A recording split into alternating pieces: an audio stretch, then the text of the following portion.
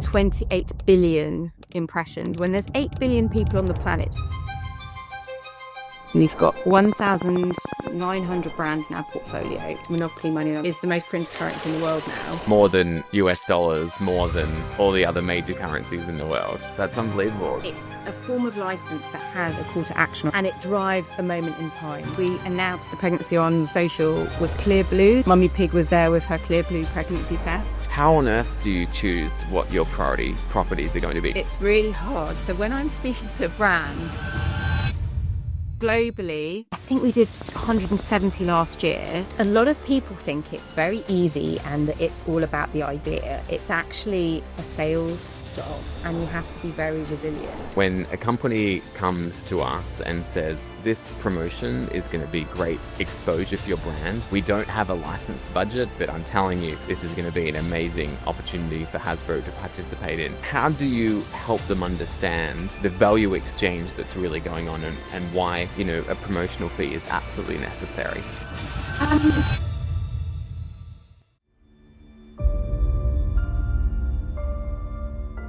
McDonald's Monopoly, the world's most famous promotional licensing campaign, proves that when brands and IP collaborate strategically, magic happens.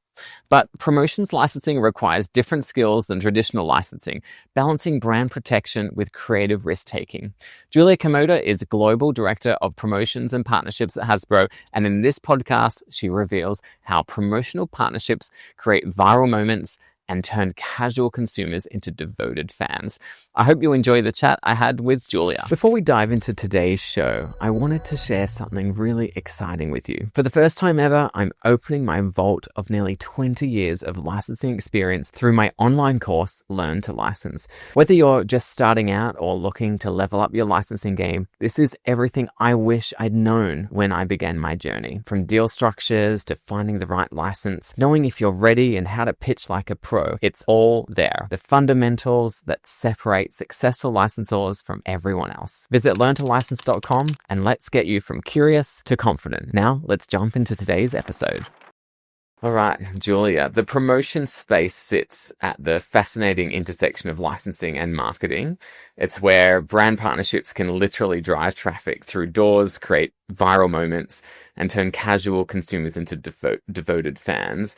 But it requires a completely different skill than traditional licensing, one that really balances brand protection with creative risk-taking and scales intimate brand experiences to reach millions. So today we're going to dive into all things promotions. So Julia, thanks for joining us on Born to License. Thank you. Let's start with the basics. When we talk about promotions in licensing, what exactly does that mean? That's a really good question, actually, and a good one to start on. So it can mean different things to different entertainment brands, but at Hasbro, a really simple way to think about it is it's a form of license that has a call to action or an entry mechanic. So it will tend to be something that's short term, potentially up to 3 months, and it drives a moment in time. So if you think about it from a theatrical film perspective, you might have a new movie coming out. There will be something around that movie to tap into that buzz. For us, it will be, depending on what you partner with us on, it could be a entry mechanic that's a game. So if you think about Monopoly, you will have potentially a scan, play, win, and that is very different and a very different consumer journey and consumer engagement than a traditional license. So that's kind of how we determine it at Hasbro. Can you walk us through like a simple example of sort of how a promotion works from start to finish? From a negotiation? From let's talk about from the consumer experience, and then we can talk about the negotiation as well. But I'd love to know, I know that every promotion is kind of a bit different, but maybe some examples. Yes, okay. So there is lots and lots of different forms of promotion. One that most people will be familiar with is a food and beverage on pack, which is something that most people will see. You also have things like prize promotions, but I would say promotional licensing is very, very different. So what that will tend to be, it will tend to be something where we will use a character or a game to really stand out at retail for our partners. You will put the brand on there. There will be something really fun and engaging that's a hook, which is what we call that entry mechanic. And it just builds something different than what would have been there if you hadn't have partnered together. So it has to be greater than the sum of its parts.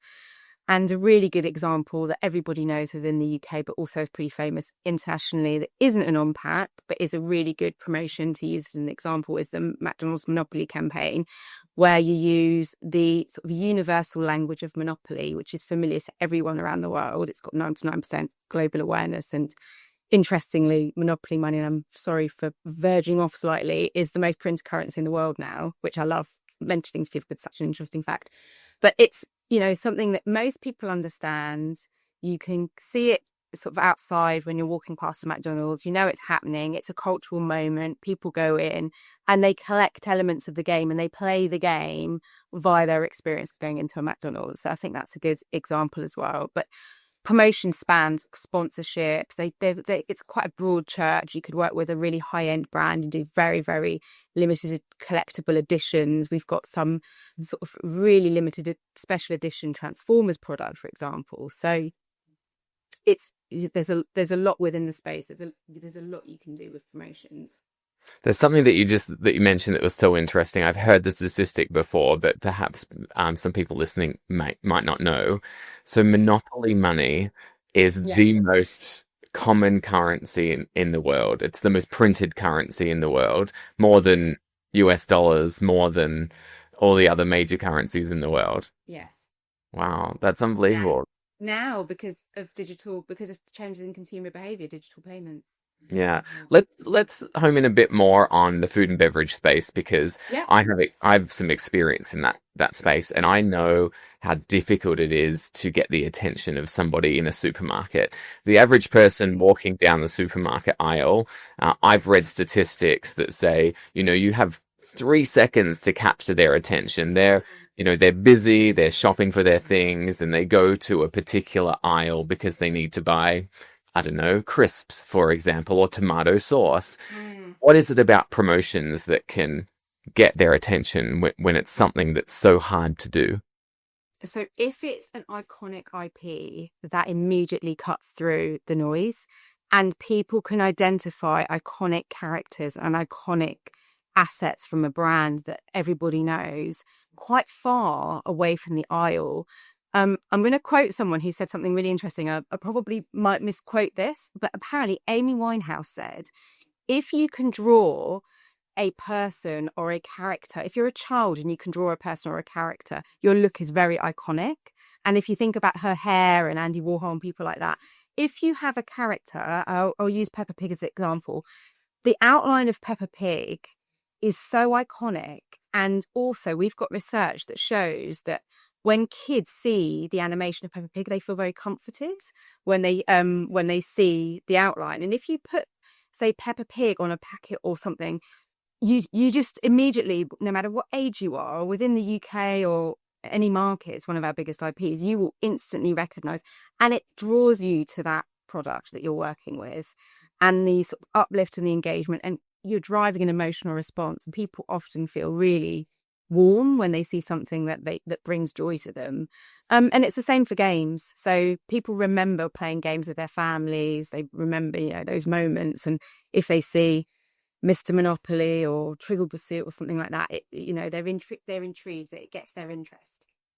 If someone's walking down the aisle and they see Peppa Pig yogurt, for example, what's the difference between it being an everyday, all year round Peppa Pig yogurt versus a promotion?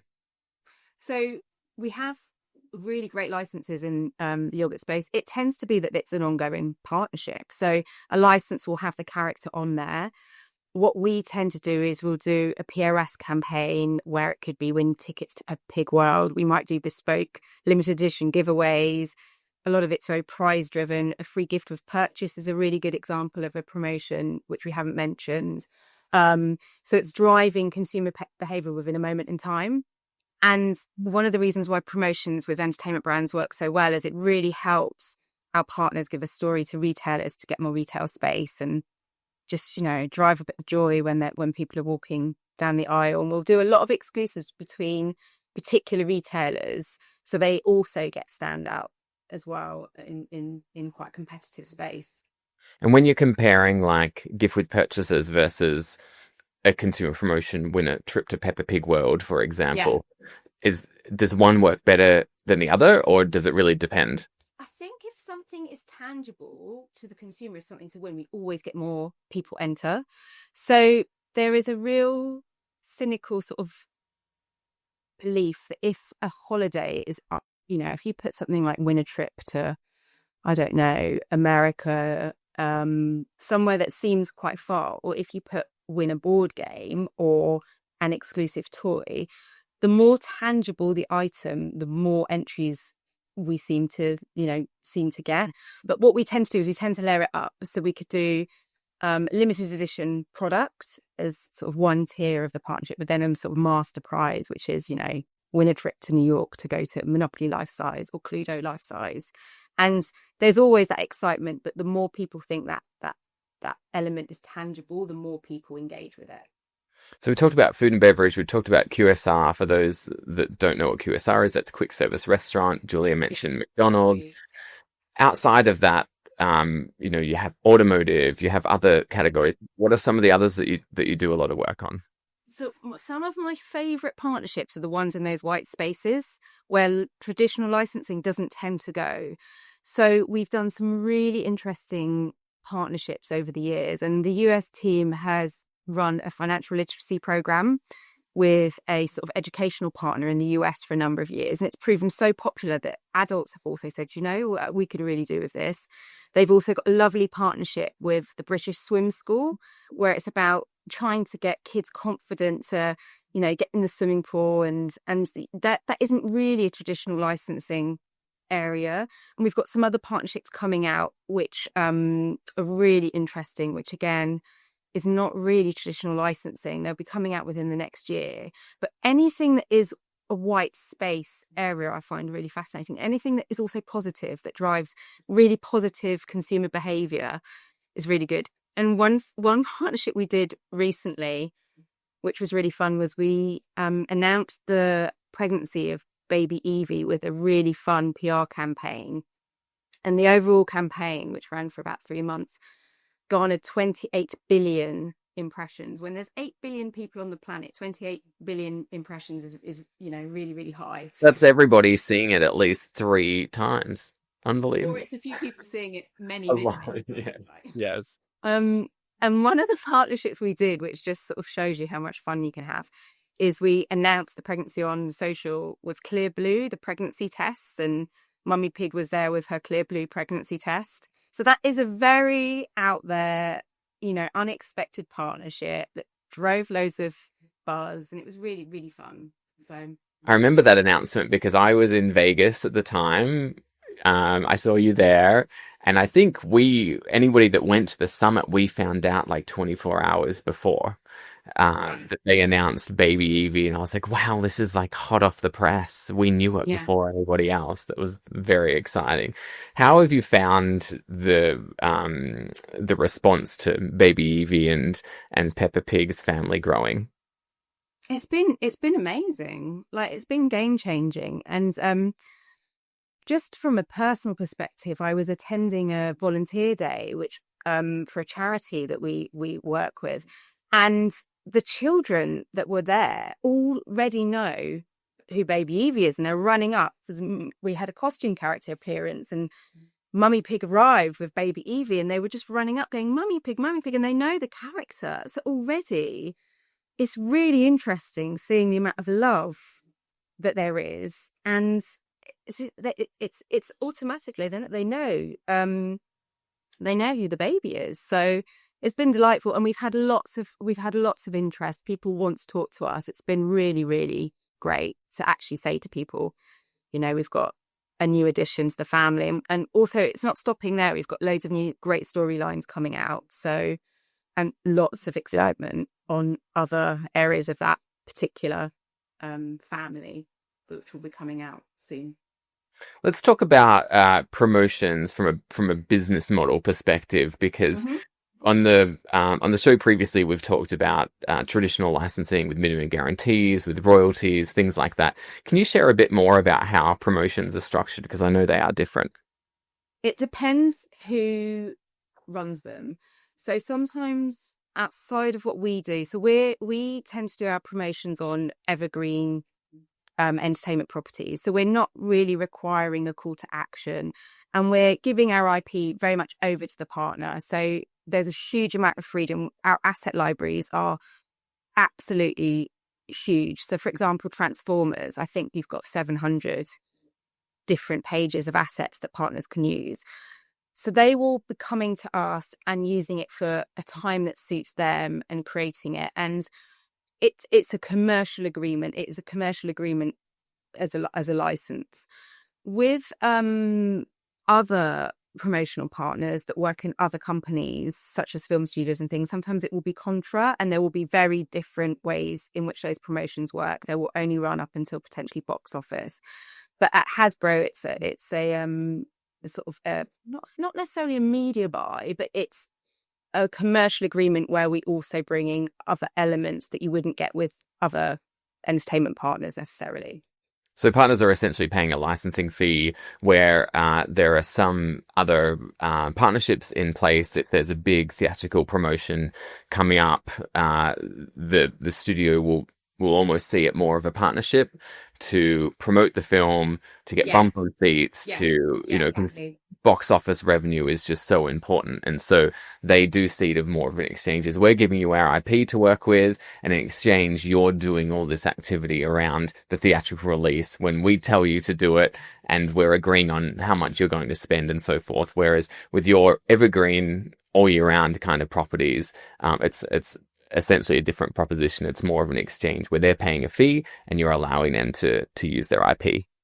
We're also trying to give them a package as well, where anyone that I speak to, I really want them to feel empowered to go to their CMO and to go to their CEO or their board or whoever it is and go, this is what we're doing. This is how much it would cost, but this is the return on investment. And, this is the cultural moment, or this is the idea.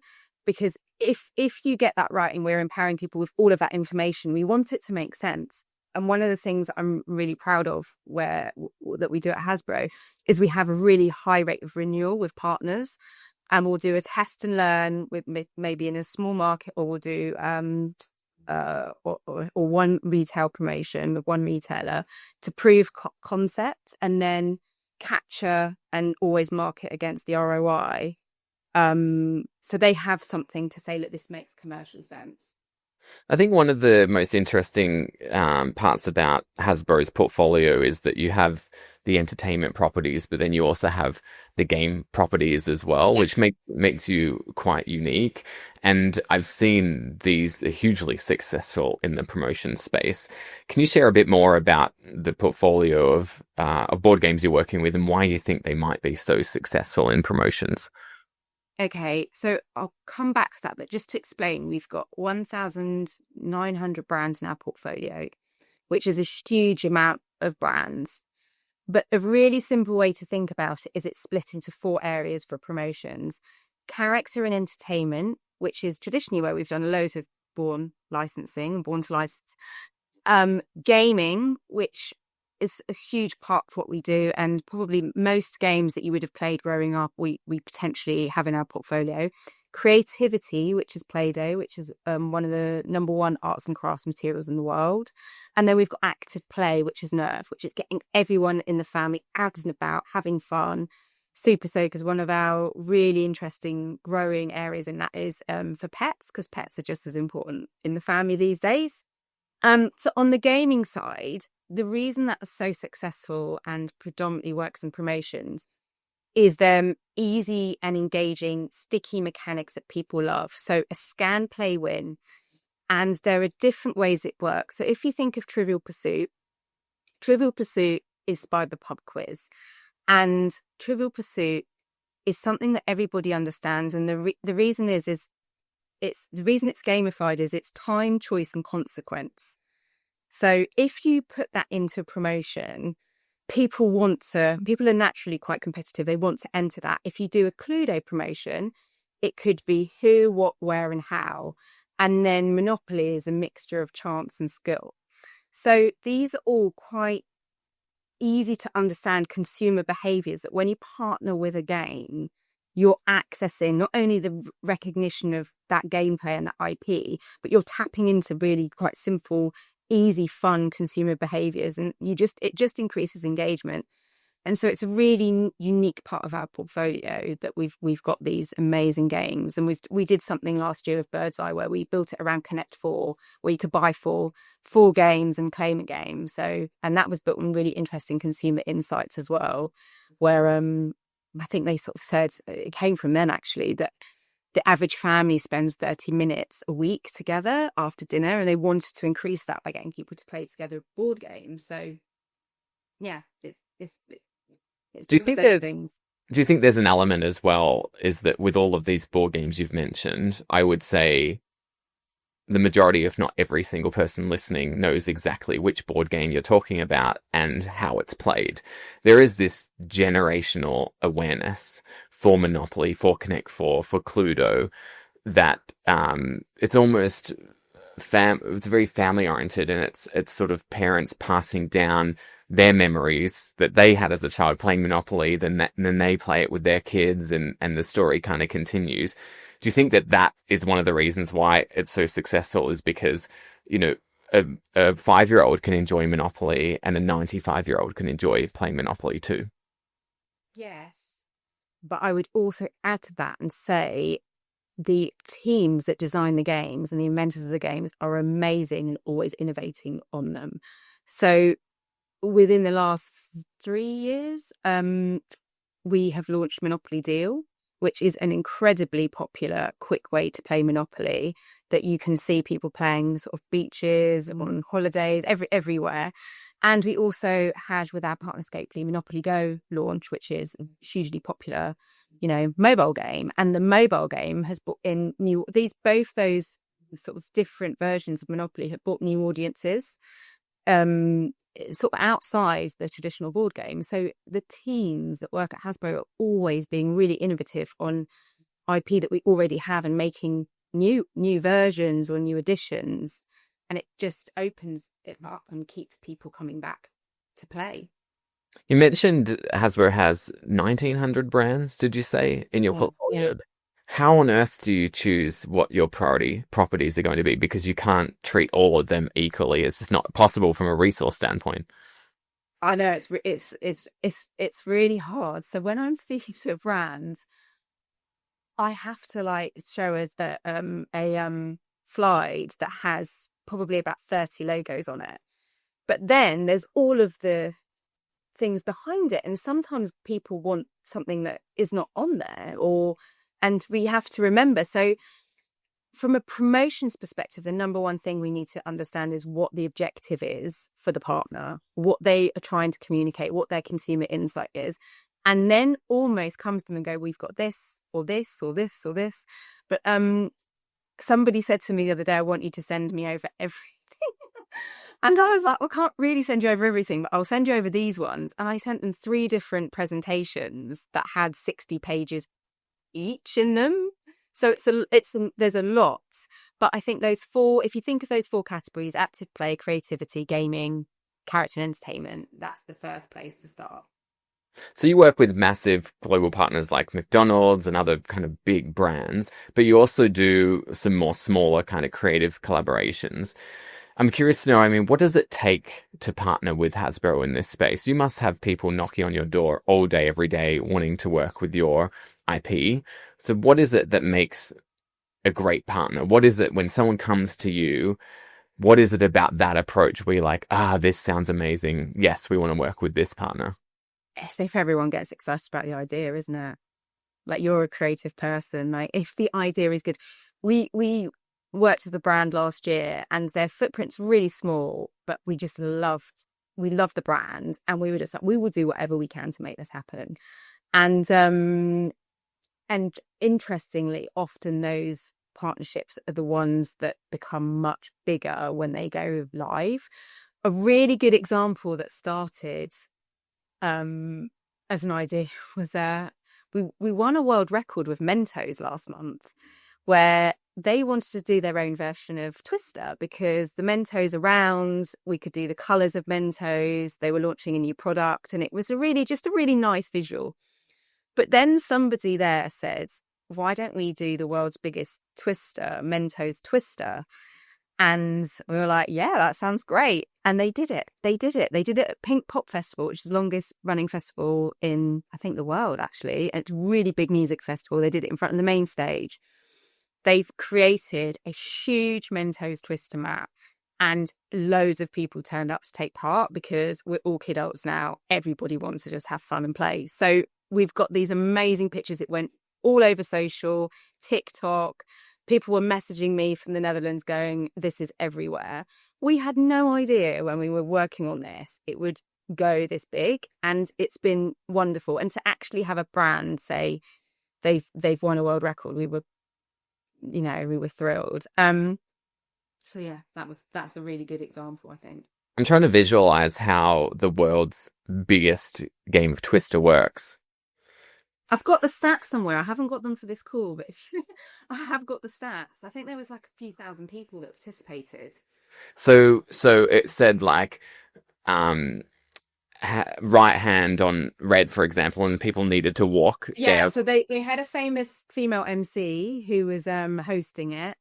They all lined up around the outside. They were all had a sort of, if you want to take part, come at this time.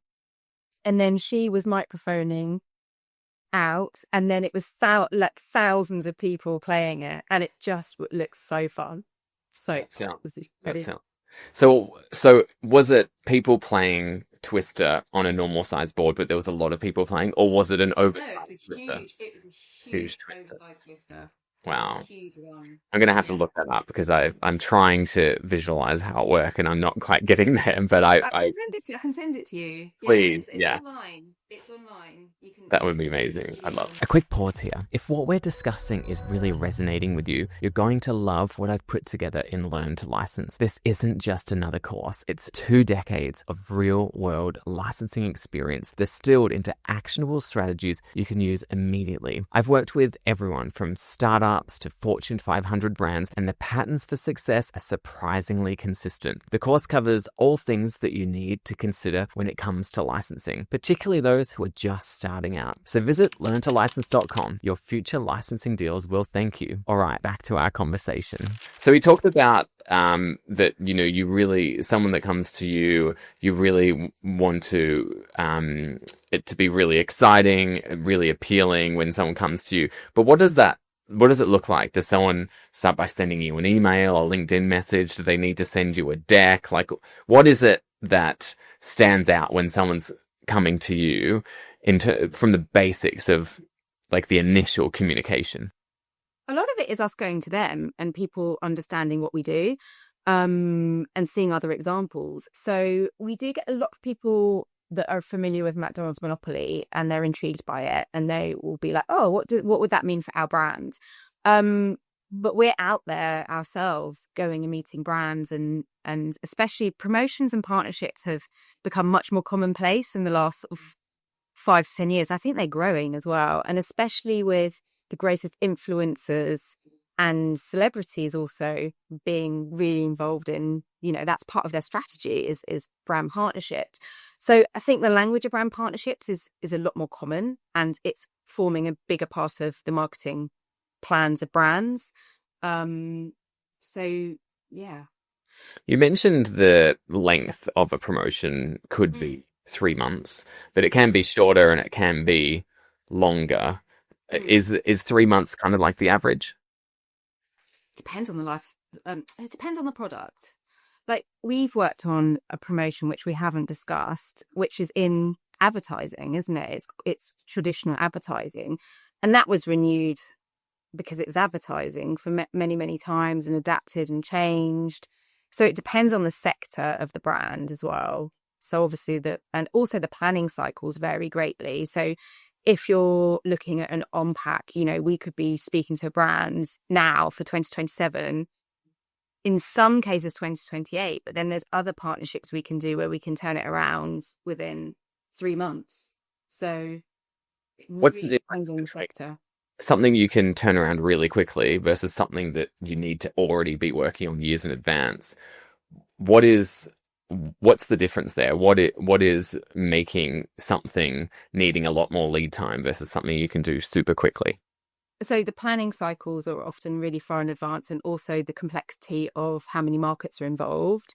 So a really big global program, if there is market nuances that you have to factor in and you have to adapt the campaign for different markets, that can take sort of 18 months. We could potentially do a POS digital campaign within 3 to 6 months. And we're speaking to, in the auto sector, for example, if you're creating a car, it's longer. But at the same time, you can go live on a promotion because they can take the orders and then create the car after they've, signed deals and things. So it really depends on the sector and their planning cycles. But we as Hasbro can move really, really quickly. We have quite a lot of autonomy. We can create bespoke toys and games within 3 months, which is actually very, very fast. Where it tends to take longer is if there's a lot of stakeholders that need to sign off on the partner side, because that means people want to sort of influence creative, change things. So it depends on the decision making on the partner side as well. Let's talk about measuring success. How do you know if a partnership has worked well from Hasbro's point of view, but also your client's point of view? What are you measuring? So they're always measuring impact on sales, but there are so many other metrics. And one of the ones I think more people are more conscious of is, are you creating culture? Are you actually tapping into a trend and doing something that is maintaining your cultural relevance and people talking about you when you're doing this? So sales is probably, commercial impact is probably the number one, but also maintaining cultural relevancy is really important now, and it is to so many brands. And I guess from your side, the measurement of success is if they renew. If they want to do it again, then it was a success. It isn't, because sometimes people can't renew for other reasons. And we have had brands that haven't renewed directly the year after because they might be rebranding or there is a change in strategy, but then they come back to us. So we've had partners whereby there might have been a gap of 1 or 2 years and then they've come back and done it again. So it can depend, but renewals, like if a partner renews and if they expand to other markets, then that to us is a great sign of success. Are there any risks associated with promotional partnerships that may not exist with traditional licensing? I don't know. I can't think of any. The only red flag that there could be is if an entry mechanic is too complicated and it doesn't make sense to the consumer, because traditional licensing doesn't tend to have those promotional entries of like, win this or do this. If you're asking a consumer to do something and it's actually quite hard for them to do it, that can just really affect a partnership. So if somebody participates in a promotion, they want to win the prize or essentially get the free item, but they have to jump through a lot of hoops to get there. Exactly. They might just give up. Yeah, exactly. And so it's our job to make sure that journey is really fun. So they feel quite, they're having a good time when they're entering, when they're doing like potentially a Cluedo, a quick quiz or something. But yeah, it's if it's difficult, it's hard for it to be a success. Another risk that I think of that's probably not really relevant to Hasbro, but certainly is relevant to the theatrical partnerships is if the theatrical release changes the dates, and that can happen, and that can be an absolute nightmare. Oh, no, yeah, I've COVID. There are so many things that are outside people's control, but that is the one thing about if you put a cinema call to action on an on-pack, is the risk. But within Hasbro, I cannot think of anything specifically where that would be the case.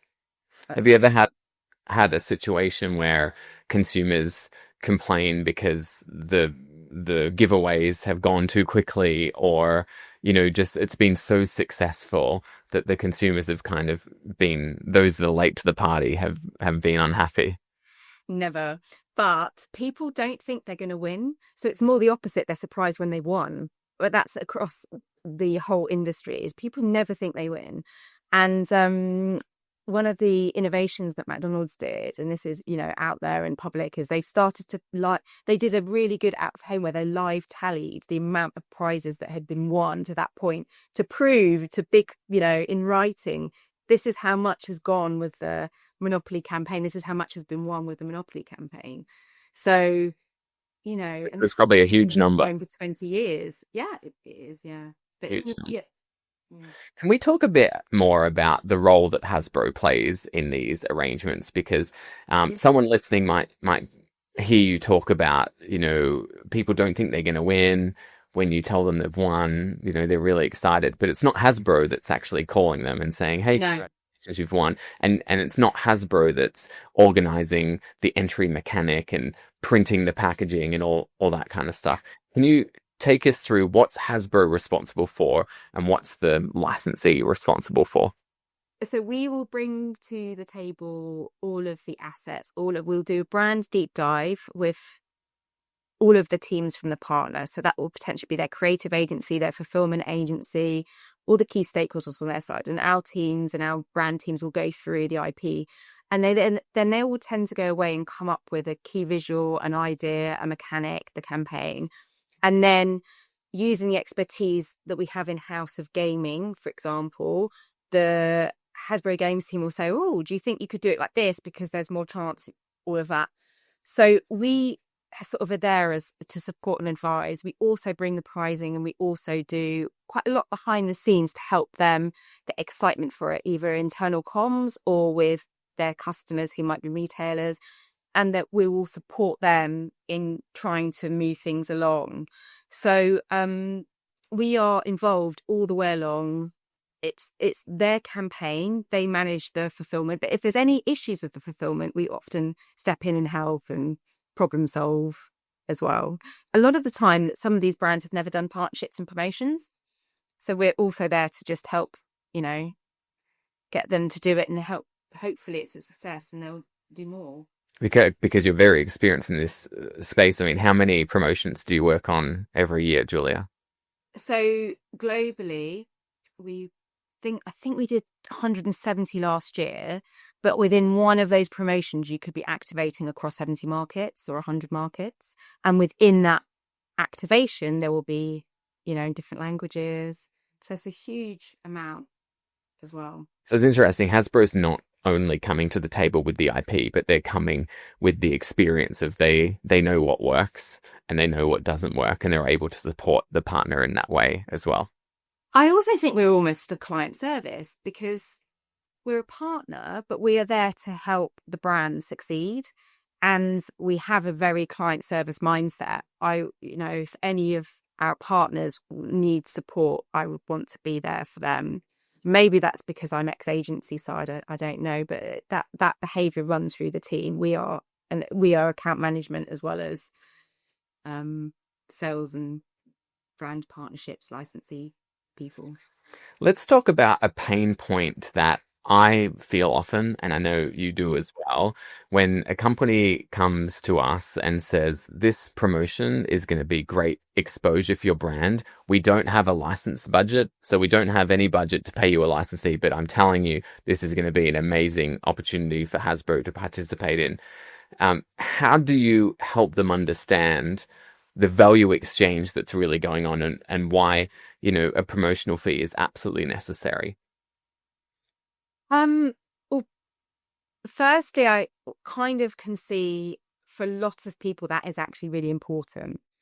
And I can empathize with why they would want to do that because they are investing, if they're looking at a TV advert, for example, the thing is that our brands have really high awareness and huge love, so huge affinity. So if they partner with us, there is a commercial value and ROI to their sales. And I often think celebrities are doing their own endorsements. Would Beyonce do her Levi's advert for free? I don't think she probably did. For better or worse, did Sydney Sweeney do her? So our characters are talents, and we've discussed this. Characters they're influencers in their own right, and the games are as well. because they do influence behavior. That's the name, that's the meaning behind influencer. And I don't think any influencers do anything for free. If it is for the greater good and there's potential charity, or we can do something that is significant, then we will do it. So we've got a really beautiful example where we have worked with the NHS, and they came to us and said, we know that children that have to have hearing tests feel uncomfortable with the noises, but if we play sort of character audio, it immediately provides them a comfortable environment in which to have tests. And we were like, oh, that's amazing. Of course, by all means, use that. So, and that's very different to an advertising company working on behalf of a brand saying to us, please, can we have access to all of this for free? Let's talk about someone listening to this that might be in traditional licensing and they're thinking about maybe moving over to the promotional side of things. What would you want them to understand about the promotion space and why it's a bit different to what they're doing at the moment? Oh, I don't know, because so much of the behavior is transferable. I think I'd want them to come over to our side, because I think there's more opportunity in those white spaces in all those other sectors, from insurance, banking. I feel like you can do much more in promotions than you can in traditional licensing. I don't know whether that's necessarily true, but there's more opportunity to test and learn, to try different consumer sort of mechanics. I think that's really interesting. It's a really good additional skill if you're in traditional licensing and you get some brand partnerships experience and also sponsorship experience as well. Like, they're all quite different disciplines, but they're all under the same umbrella. So I really like the variety that promotions brings. I think that's a fair shout. I mean, in what other role in licensing can you be, having a call with a car manufacturer, this morning, and then you're speaking with a crisp manufacturer, then you're speaking with, QSR, it's so the scope of promotions is almost endless. You learn so much about other people's businesses. It's really interesting. Really interesting. So looking ahead, where do you think there are the biggest opportunities for growth in promotional licensing? Is there an area where you're seeing a bit of momentum coming up? Is there, particular brands in the space that's really getting behind promotions in a big way? So it's not really promotions, but it's this alongside location-based entertainment and attractions, entertainment brands, not just us, but even sports brands like F1 are now building attractions, and the sponsorship of those attractions is going to grow. It's a huge area. Sponsorship generally is going to grow, but the location-based entertainment space is now, Netflix is opening sites. It's growing. Universal's coming to the UK. It's a huge opportunity for anybody that works in licensing and partnerships. I always talk about financial services because particularly in the advertising space, there's a reason why characters and IP fit so well. And I imagine it's the same with, the promotions approach as well, is that financial institutions, typically it's very boring. It's a very boring property, very boring product, talking about, mortgages and insurance and those kinds of things. And essentially it's very competitive, isn't it? It's very competitive. And so that kind of category, those brands really do need to think of really creative ways that they can do their advertising. And one way to do that is working with IP and promotions. Yes. Yeah. And I actually came from a very traditional background where I did partnerships.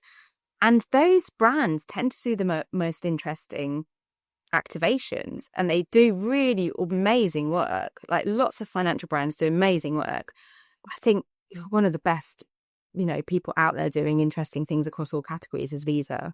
They do some really interesting, from the way they integrate their payment services into what they do. And the stuff they do with Disney is really impressive. I think there's really good work going on in those sectors. Last question before we wrap up. If somebody wants to break into promotional licensing specifically, say they're not in the licensing space at all, they're doing something else, what skills and experience would you recommend they develop or what do you think they could be doing now that could contribute to them potentially being successful in this space? A lot of people think it's very easy and that it's all about the idea. It's actually a sales job, and you have to be very resilient. And 70 to 80% of the conversations you have might not ever happen.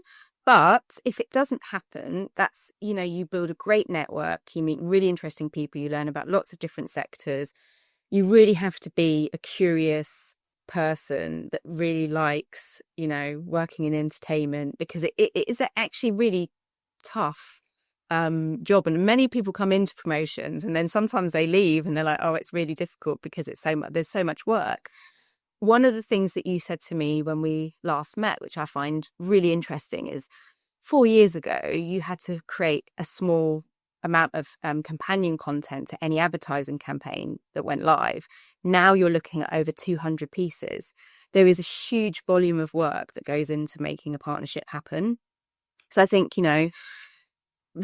being curious, finding people interesting, also being really open to collaborations. One thing I haven't discussed with you, which is a really big part of Hasbro, is we do some amazing collaborations with people that are sort of friends of Hasbro that we do, that people wouldn't necessarily be expecting us to do. So we've just announced collaborations with Masters of the Universe and Transformers, which is another IPO that we do. But with Mattel, we've done a Barbie Monopoly. So you end up being able to create and innovate in ways that you would never imagine possible. And that's the reward, is seeing those really fun programs come to life. But there is a lot of work that goes behind the scenes. So I think having some understanding of sales, being curious, being resilient, client service mindset. So one of the things I think is important is being able to get on with partners and work through difficult situations, and being a good person to work with is actually a business advantage, because then people want to work with you again. So and problem solving, because problems always happen. There's always fires to put out, unexpected things, no matter how great you are at communicating with the client, no matter how prepared you are for everything to go wrong. Sometimes it does, and you have to think on your feet and work in partnership with the client. That's where the relationship with the client really shines, is when you're both dealing with a challenging situation. And always being open to people being able to call you for anything. So if there is something big happening, that you're there and you can sort of work through it with them. Yeah. I'm quite a sort of energetic person, but if a really big crisis happens, I like to think that I'm pretty good at being able to be quite calm and coming up with a solution. And the team should be empowered to feel like that as well. So Julia, if people want to connect with you, how can they find you? So my surname is Julia Kamoda, so I'm pretty easy to find. I'm on LinkedIn. So yeah, just reach out. Fantastic. Well, Julia, thanks so much for joining us on the Born to License podcast. Thank you, David. Lovely talking to you. Same to you. I hope you've enjoyed this episode of the Born to License podcast. Don't forget to like and subscribe. And if you're eager to learn more about licensing, I encourage you, take a look at my course, Learn to License. I've condensed almost 20 years of learning in my licensing career to help others understand how licensing works. And as a reward for sticking around, here is a discount code for you to put in. That code is Born to License 25. I hope to see you there.